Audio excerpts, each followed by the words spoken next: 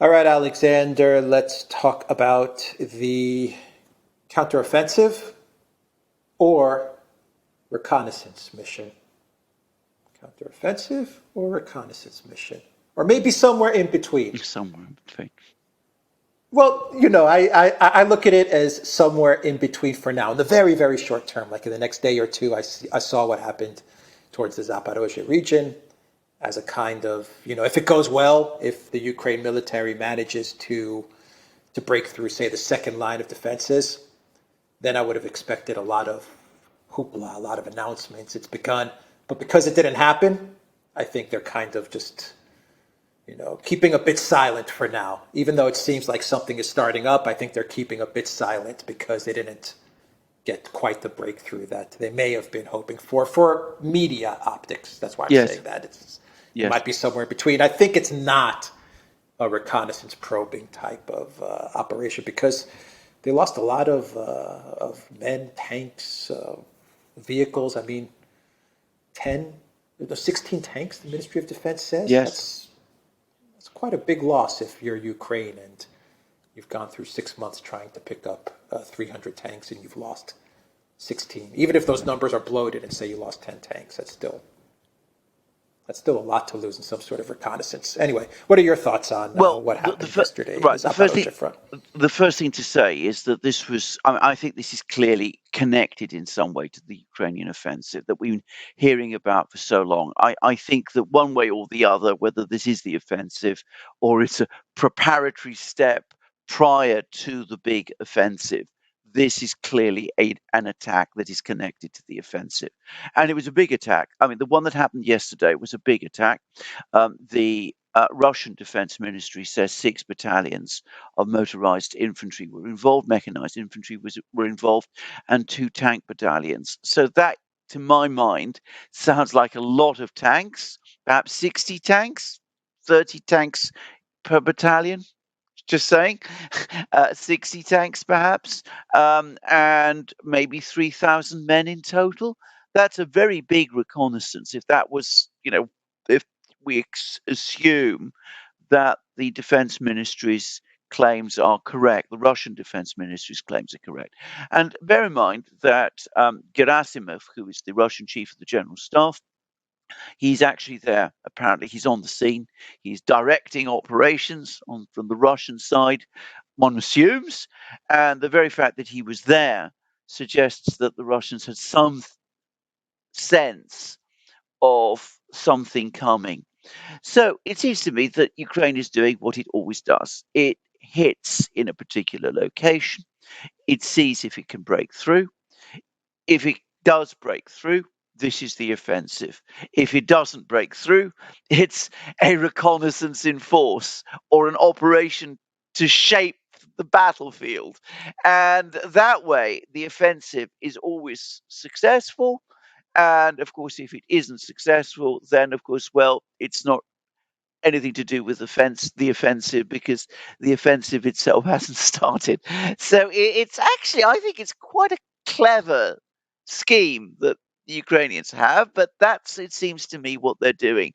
And I think it's essentially the point that you're making. I think that this was more than a reconnaissance. It was an attempt clearly to punch through. And by the way, I should quickly add in parenthesis that, a couple of hours ago, there were reports from the Russians that they're trying again. So, I mean, there's something more going on today, but, we haven't got much information. It's been going on for several hours, but for the moment, it doesn't seem as if that, whatever else it is, has broken through yet, or maybe won't at all, but we'll find out in due course anyway. But anyway, the point is, it's what they do. They hit, they knock on the door. If the door gets slammed in their face, they go back, perhaps try somewhere else, keep on trying day after day, week after week, until something happens, and then they can say it's the offensive. So I think we're probably going to see a lot more of this over the next few weeks. Yeah, I think that given everything that's happening in June, you have the NATO exercises, the air defense. I think it's the air defender is what it's called. You have those Yeah. exercises on June 11th, 12th. You have various statements from Sullivan Yeah. and other officials. Sullivan yesterday on CNN said the offensive is going to happen. It's going to be successful. It's pretty Yes. much what he told Yes. Fareed Zakaria. You have statements from people like Petraeus as well and other officials saying it's going to happen. You have some symbolic dates like D-Day and stuff like that. I imagine that this June, early July time period is what they're looking at to get this thing going.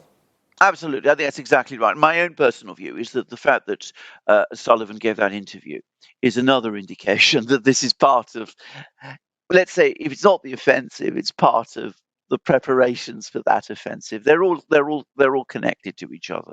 The other thing to say is that this attack is happening, and I'm taking this from a Russian official. It's happening in the area where the distance between the Ukrainian forces and the Sea of Azov is the shortest. So they're going for the direct line, if you like, even though this is one of the more heavily fortified areas of the front lines. But that seems to be what they're trying to do. They're trying to break through fast. They're throwing 3,000 men. Now, the Russians say that they knocked out 16 tanks, which is an awful lot of tanks to knock out in a single day. I mean, it's an awful lot of tanks. And they also say that they killed 250 men, killed or wounded 250 men. If you consider an attacking force of, say, 3,000, guessing. Again, that's a very high casualty rate um, in an attack like this. Now, the 16 tanks, I actually think that's probably correct. I mean, these are big, bulky things. I mean, the Russians can see where they are, and they can identify which. They can count the tanks that have been destroyed. They've got lots of eyes in the sky. They've got lots of means to keep track of what's going on. The 250 men, it's a little less sure, but does nonetheless give you an idea of an intense battle and a strong attempt to break through. Doesn't seem to have succeeded. Well, it didn't succeed. It didn't succeed completely. And the Ukrainians came away with a bloody nose.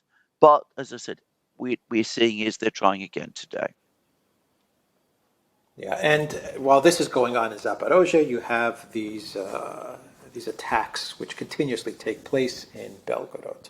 Yes, And what's happening in Belgorod doesn't directly affect the actual battlefield in Donbass or Zaporozhye, Kherson, but the general consensus is that what the Ukraine military is trying to do is they're trying to distract the Russian forces away from the main battlefield and perhaps even shift some resources from the battlefield up to the border. That's exactly. generally what is thought of when we're talking about Belgorod. But it's it's worth noting that from a PR perspective, I mean, from a media perspective, for the Russian government, this is proving to be a bit of a headache for them. I mean, and people, civilians are getting shelled, and civilians are dying, and that's a terrible thing. And it's for the Russian government, they have to address this soon. I imagine the Ministry of Defense has to deal with this soon. Absolutely. Can I just say, I mean, I think it's more than a headache. I think it's a big headache. I mean, it's a real problem. And the way in which this is being done by Ukraine, and let's be quite clear, it is Ukraine that's doing this. I mean, let's not take this Russian volunteer army nonsense seriously. I mean, the British media are running with that story. The American media is much more skeptical. It is Ukraine that is doing this, and it is doing this with the agreement of the administration. I mean, they would not be able to carry out an operation of this nature if the administration in Washington wasn't supporting it. So I think we need to have those particular myths buried. It's not the Russian volunteer army, and it's not being done against the wishes of the administration. So let's make that clear. But the way it's been done is incredibly theatrical. So you have attacks on these border villages. You have attempts to capture Russian soldiers, which to some extent they have done. These are probably conscripts, by the way, young people who are holding positions in this area. You've got statements issued, demands to meet the governor. The governor of Belgorod agrees to meet with them, but they don't show up. All of those kind of things. So it's basically a media operation more, it seems to me, than a military one. But it serves two purposes. Firstly, as you said correctly, it distracts the Russians. I mean, it means that political leaders in Moscow have to focus on what's going on in Belgorod, even though they have this battle in Zaporozhye to worry about. And that might explain, by the way, why Gerasimov, the chief of staff, is actually in Zaporozhye, so he doesn't have to, his mind isn't being clouded with all this business in Belgorod. So that's the first thing. The second is it provides cover for Ukraine, because if the offensive in Zaporozhye goes badly, well, you don't talk about that. You talk about these incidents that are going on the border in Belgorod. So it's from Ukraine's position, which is, as I said, essentially a PR one. This is a win-win business. It's very cynically conducted. You're shelling villages, you're killing civilians, you're crossing the border, kidnapping people, you're doing all of that sort of thing. But you can see why, if you adopt an utterly brutal, cynical calculus, from their point of view, it makes a kind of sense. So that's what I would say about that. By the way, it wasn't just in Belgorod that the Ukrainians launched attacks. They also launched attacks in Liman, near Avdiivka, near Marinka. In all of these places yesterday, they went on the attack. In all of these places, the Russians say they were repelled. The only one that really matters, it seems to me, is Belgorod. Yeah, and when you have the entire collective West media who can cover you when you're doing these things in Belgorod and can push the whole narrative of Russia is being invaded and look what's happening to the Putin government. They're losing villages on the border town. It just makes the case that you were talking about, and that it provides the perfect cover for everything else that's happening in Zaporozhye or anywhere else on the front lines.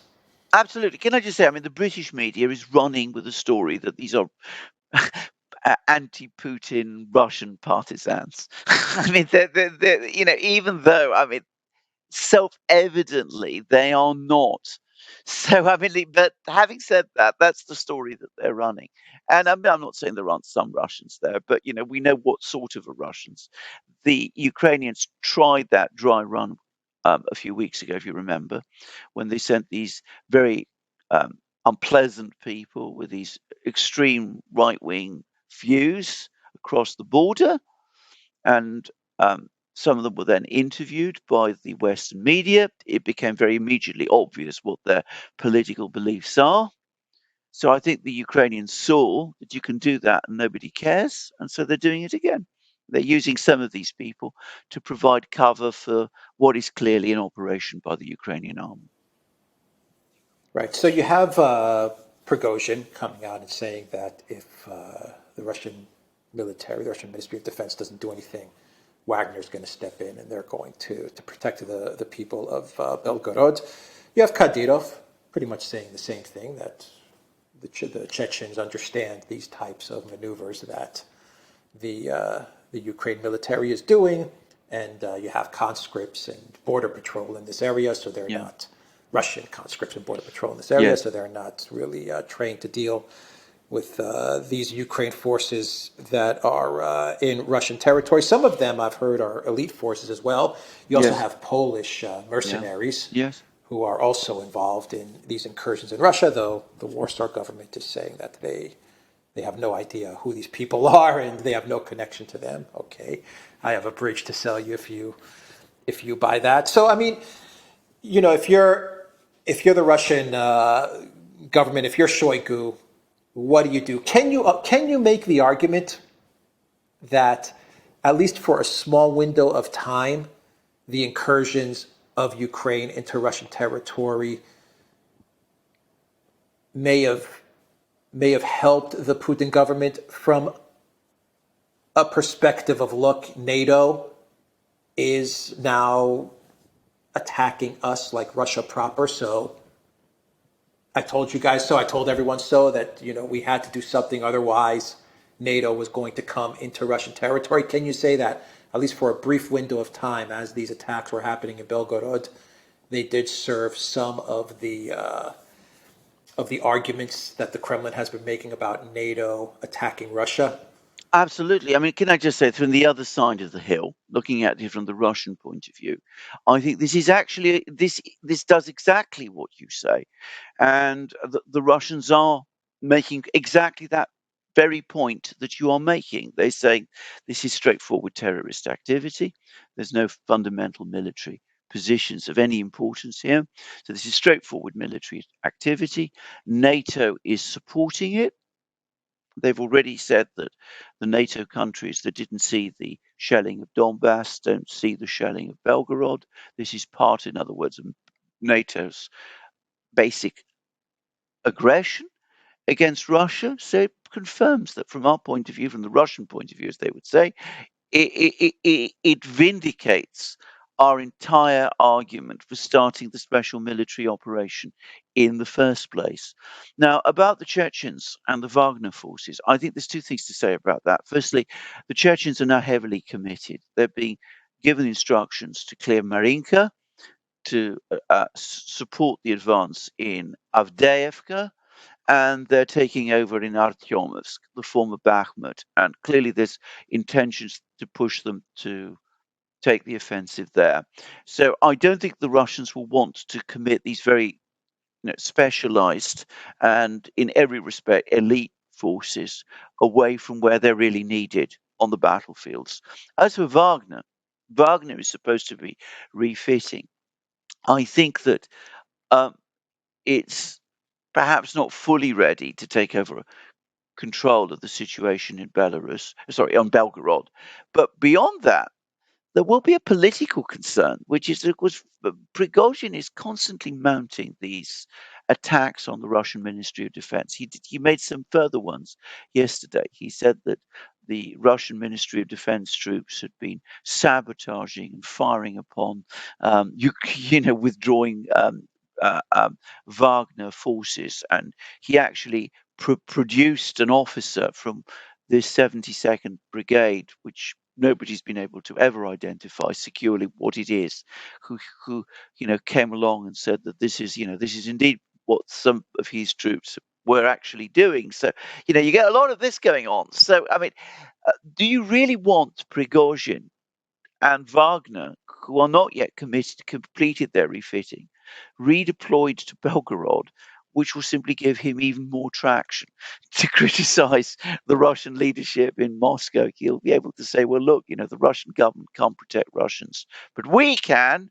So, we Wagner are the people who are protecting Russians. So, I think that they might eventually do that if the situation in Belgorod gets completely out of control, but I think they'll do it through gritted teeth, actually. I think that um, because they didn't sort out the Prigozhin situation earlier, and I can understand why they didn't. It's difficult to do that while the Bakhmut battle was underway. Um, giving him more traction by redeploying Wagner troops to Belgorod to protect Belgorod is going to be deeply embarrassing. But of course, if things continue in the way they are, they might decide that they have no choice. Okay, so what does Shoigu do? I mean, the Well, Ministry of Defense, well, Gerasimov.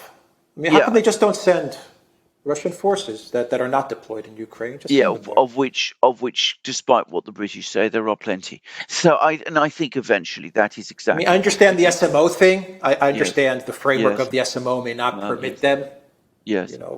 legally. I understand that. But why? I mean, in No, this they can. instance, it is Russian territory, so Yeah, isn't it absolutely. out of the SMO? They can, and they can deploy forces, and they've got a big reserve. I think what they want to do first is get a clear sense of what Ukraine is actually doing on the front that really matters, which is Zaporozhye. And I think we'll get a clear picture within the next couple of days. And then once they've decided what they're going to do about that, and the fact that Gerasimov, by the way, was in southern Ukraine, in Zaporozhye region, supervising things, suggests to me that the Russians have a pretty clear picture of what Ukraine's plans are. So I think once they've done that, I think they will redeploy some forces to Belgorod if these attacks continue, which they probably will.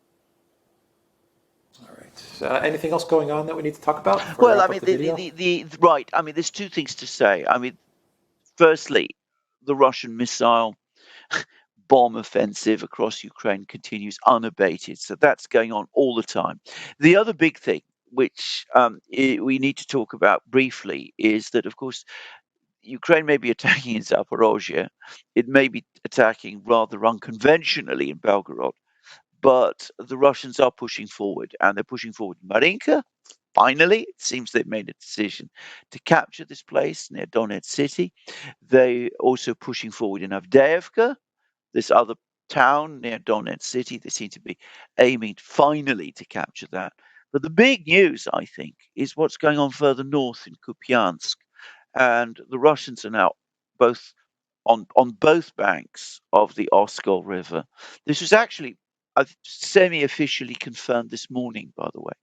And they seem to be pressing hard now on Kupiansk, which is this town on the Oskol River, this, well, not particularly big town, but it was the capital of the Russian administered area of Kharkiv region, which the Ukrainians recaptured in the autumn.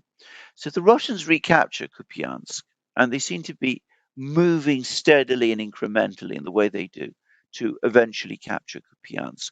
Then that is going to be a big psychological blow for Ukraine, because it will mean that the big achievement of their Kharkiv counteroffensive of the autumn will have been reversed.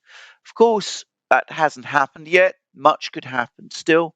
I think the major focus, and I think we should bear that in mind. A lot of the discussion is about Belgorod. The real fighting at the moment, clearly, is in Zaporozhye and in southern Ukraine, or what was southern Donbass, where Ukraine is now trying its offensive.